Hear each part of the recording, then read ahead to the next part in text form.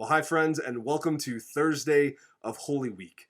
While Good Friday and Easter Sunday always take the spotlight on Easter weekend, and rightfully so, we can still learn a whole lot from what Jesus said and did on the Thursday of Holy Week.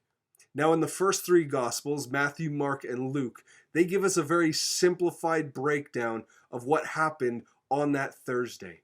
They start by focusing on Jesus eating the Passover meal with his disciples, which in a way is interesting because they jump right to the evening. And as we've seen before, with the way that the disciples discuss timing, this actually technically would have been already part of Friday. But we're going to look at it as Thursday. And so Jesus eats the Passover meal with his disciples. It's his last supper with them. At this supper, Jesus also predicts his betrayal and Peter's threefold denial. From there, Jesus then heads out to the Mount of Olives and specifically the Garden of Gethsemane, where he spends some time praying and where Judas ultimately arrives, betrays him, and Jesus is arrested.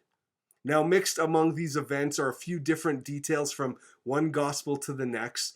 And Jesus does share some final words with his disciples. And so let me encourage you to read these chapters. It's Matthew chapter 26, Mark chapter 14, and Luke chapter 22. But then if we turn over to the Gospel of John, we find something incredible. In John's recounting of Thursday, he takes a whole 6 chapters to describe everything that's happened. You can read about it in John chapters 13 through 18. And what's crazy is he doesn't even include a lot of the details found in Matthew, Mark, and Luke. Let me give you a quick breakdown of Thursday from John's perspective. In John 13, Jesus is eating the Passover meal with his disciples. And he gets up and he begins to wash his disciples' feet. He teaches them what it means to serve and how important serving is to showing love for one another. He also predicts his death, his betrayal, and Peter's denial, like the other Gospels. And because those are pretty big downers, when we get into chapter 14, we see Jesus comforting his disciples. He tells them that they will be with him because he is the way to the Father. You might be familiar with that verse where Jesus says, I am the way and the truth and the life. And then Jesus also promises them that they will always have his presence when he sends the Holy Spirit. Now, at the end of chapter 14, Jesus says something quite interesting. He says, come now, let us leave.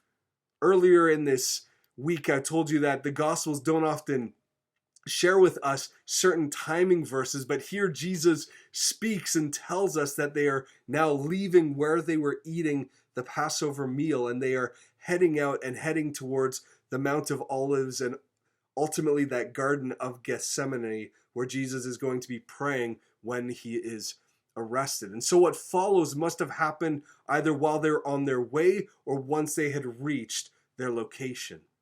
Now in John 15, Jesus teaches his disciples to remain in him, to stay connected to him, just as a branch must remain in a vine in order to survive. Unfortunately, in John 15, Jesus also promises that the world is going to hate and reject his disciples, just as it has hated and rejected him. In John 16, Jesus then tells them not to worry because the Holy Spirit is going to help them and lead them and guide them. And Jesus also promises that their Greek, which we assume would be because of his upcoming death, would ultimately turn to joy. John 17, which is often referred to as Jesus' high priestly prayer, is Jesus' longest recorded prayer in the Bible. And in this prayer, he prays not only for himself and his disciples at that time, but he also prays for all of his future disciples, all those who would follow him in the future, which, if you've put your faith and trust in Jesus, includes you and me. Finally, in John chapter 18, we see Judas arrives and he betrays Jesus with a kiss, and Jesus is arrested. Now that's a very quick overview. And once again, we just don't have the time to look at everything about the Thursday of Holy Week. So again, let me encourage you to go and read those chapters. But there is one thing that I do want to focus on for this Thursday of Holy Week.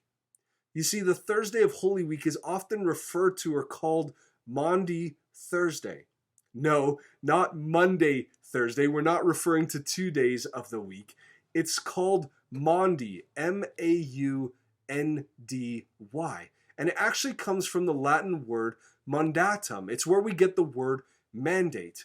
And when we translate that word Maundy, it means commandment. Now, we call it Maundy Thursday because of what Jesus said in John chapter 13, verse 34. Jesus said, "A new command I give you, love one another. As I have loved you, so you must love one another." Now, that first part of love one another was not actually a new command. Love your neighbor or love others was a huge part of the Old Testament law and teaching. It's why when Jesus was asked, "What is the greatest commandment?" he replied by saying, "Love the Lord your God with all your heart and soul and mind and strength." But then he went on to say, "And the second is like it. Love your neighbor or love others as yourself."